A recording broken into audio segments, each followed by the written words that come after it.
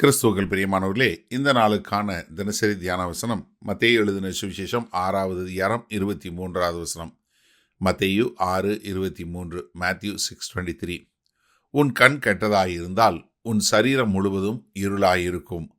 இப்படி உன்னிலுள்ள வெளிச்சம் இருளாயிருந்தால் அவ்விருள் எவ்வளவு அதிகமாய் இருக்கும். இப்போ இதனுடைய எதிர்மறை சொல்றார் ஆண்டவர்.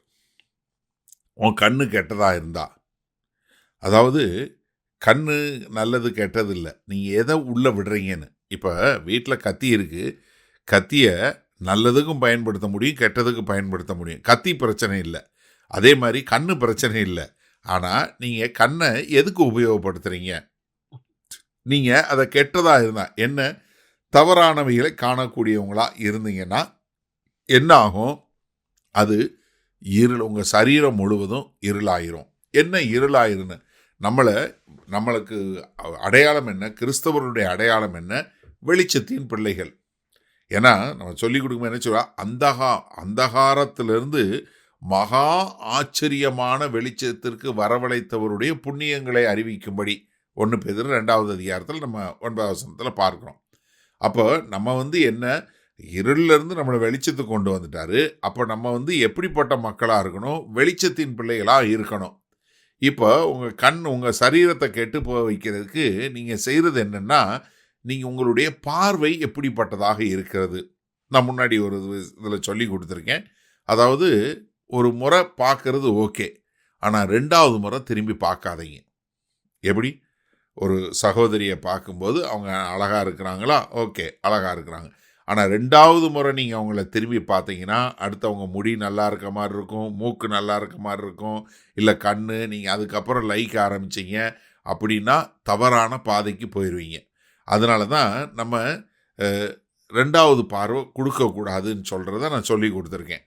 காரணம் என்னென்னா, நம்மளுடைய கண்ணில் நம்ம எதை உள்ளே விடுறோமோ அது என்ன பண்ணும்? நம்ம சரீரத்தை இருளாக்கிரும். நான் நேற்றைக்கு சொல்லி கொடுக்கும்போது சொன்னேன், இன்றைக்கு ஆபாச படங்கள் பார்ப்பது என்ன பண்ணுதுன்னா, அது ஒரு கேன்சர் இல்லை பேரசைட் மாதிரி. எப்படி முதல்ல நீங்கள் ஒரு ஆபாச படம் பார்க்கும்போது அது அப்படியே உங்கள் மனத்துக்குள்ளே போய் அது அப்படியே உங்கள் இருதயத்தை ஆக்கிரமிப்பு பண்ணி உங்களுடைய சிந்தை, உங்களுடைய எண்ணங்கள், உங்களுடைய செயல்கள் எல்லாம் அதை குறித்ததாக மாற்றி விடுகிறது. அதனால தான் நம்ம ரொம்ப ஜாக்கிரதையாக என்ன செய்யணும்னா, நம்ம இப்போ ஒரு சினிமாவில் பார்க்கும்போது நீங்கள் பாருங்கள், ஒரு 2 மணி நேரம் இல்லை 3 மணி நேரம் சினிமா பார்க்கும்போது அதில் வரக்கூடிய ஒரு 2 நிமிடம் இல்லை 2 நிமிஷம்லாம் இருக்கிறது இல்லை, ஆபாச காட்சிகள் 20 செகண்ட்லேருந்து 40 செகண்டு. ஆனால் அது உங்களால் மறக்க முடியுதா? இல்லை. அது என்ன பண்ணிடுது? உங்களுடைய சரீரத்தை ஒன்றுமில்லாமல் அழித்து விடுகிறது. அதனால தான் நம்மளுடைய கண்கள் ரொம்ப ரொம்ப முக்கியமான ஒரு காரியம். சரி, இந்த நாளில் இந்த வசனத்தை நம்ம எப்படி எடுத்துக்கொள்வது?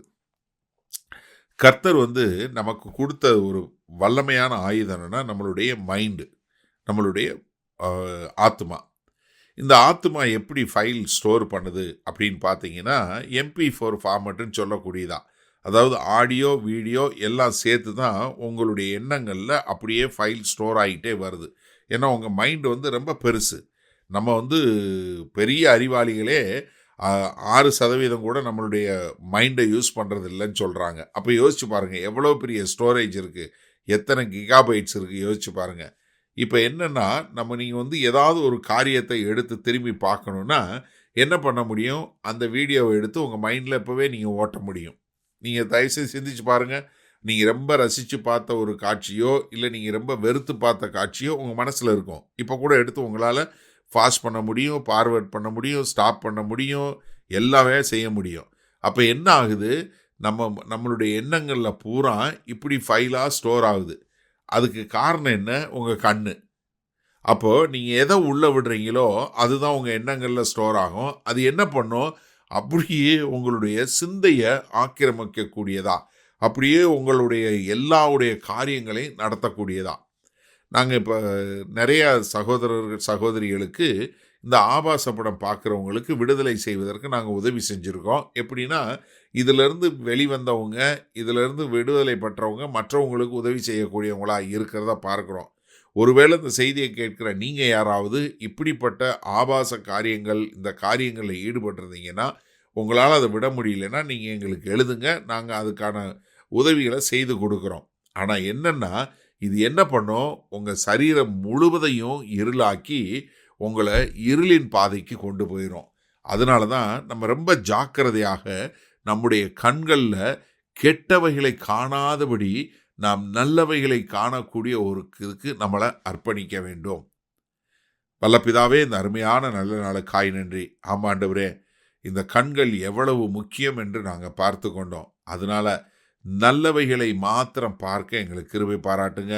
ஒருவேளை இப்படி இந்த ஆபாச படங்களை பார்த்து இருளாய் இருக்கிறவங்க மனம் திரும்பி உம்மை ஏற்றுக்கொண்டு உமக்கென்று வாழ அவர்களுக்கு கிருபை பாராட்ட வேண்டுமாய் மீட்பெரும் இரட்சகருமாகிய இயேசு கிறிஸ்துவின் மூலம் ஜெபிக்கிறோம் ஜீவனுள்ள வல்ல பிதாவே, ஆமேன்.